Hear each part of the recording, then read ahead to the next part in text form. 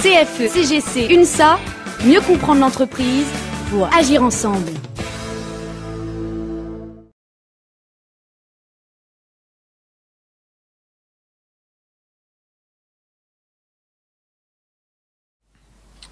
Alors, juste un point qui est important et sur lequel je voulais revenir avec vous, c'est sur la question de l'évolution des effectifs. Bien sûr, on nous affiche une moyenne d'âge à 48 ans, mais ce qu'on appelle la médiane est à 53 ans. Donc, c'est-à-dire, qu'est-ce que la médiane, hein? La médiane, c'est combien de pourcents de la population, combien 50% de la population, 50% est au-dessus de 53 ans, 50% est en dessous de 53 ans. La moyenne d'âge à 48 ans, elle est améliorée parce que quand vous prenez un petit contrat d'apprentissage qui a 22 ans, vous imaginez un petit contrat d'apprentissage à 22 ans avec des gens qui en ont 57 ou 58, ça diminue très fortement la moyenne. Mais en fait, la situation est quand même extrêmement forte. Et toutes les simulations qu'on a faites, mais ça, Georges Beauvais qui s'occupe de la CIT, donc la commission thématique sur emploi, peut vous le dire, toutes les simulations qu'on a faites fait que la médiane devrait continuer à progresser en termes d'âge dans les années suivantes. Donc je ne sais pas si vous imaginez ce que ça veut dire.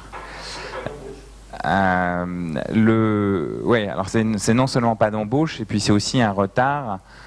C'est un retard au départ à la retraite qui est lié à la réforme des retraites à 62 ans. 30 000 départs à la retraite d'ici 2020, ça c'est un premier phénomène. Il y a à peu près 2 à 3 000 démissions de salariés de droit privé par an minimum. Donc on est à peu près sur un rythme de on va dire, hypothèse basse, 5 à 6 000 départs par an, et moyenne haute, on est à jusqu'à 8 000 départs par an. Donc je ne sais pas si vous imaginez ce que ça veut dire. Vous prenez une personne sur 12, donc vous prenez une personne par rangée, et donc vous imaginez qu'à la fin de l'année, il y en a une de moins sur 12. Donc c'est un niveau jamais atteint. C'est un niveau jamais atteint, et c'est même pas un niveau, et c'est même pas le fruit c'est même pas le résultat d'une volonté de la direction, hein. C'est pas l'époque Lombard. C'est simplement qu'on a une pyramide des âges qui est extrêmement préoccupante, puisque on n'a pas de recrutement. Troisième élément, parmi les 10 000 recrutés sur les 3 dernières années, plus de la moitié sont des contrats précaires. Qu'est-ce qu'on appelle les contrats précaires ?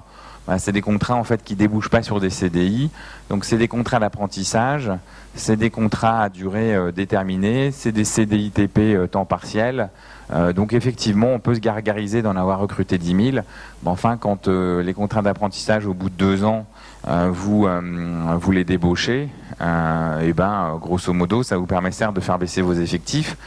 Mais alors vous pouvez en reprendre, hein, donc on reprendra sans doute des contrats d'apprentissage, mais ça organisera certainement pas la stabilité des effectifs, et ça fera certainement pas baisser la moyenne, ça fera toujours maintenir la moyenne d'âge, mais ça arrangera pas la médiane.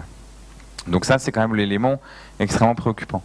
Le deuxième point qui est extrêmement inquiétant, parce que on en a parlé plusieurs fois, et j'ai alerté un certain nombre de nos représentants, c'est le choc démographique qui est en train de se produire en région. On est dans un vrai choc démographique parce que les départs à la retraite se font principalement dans les régions. En Île-de-France, il y a à peu près 30 à 35 000 personnes. Il y a 65 000 à 70 000 personnes en région. Les départs ou la quasi-totalité des départs à la retraite se font en région.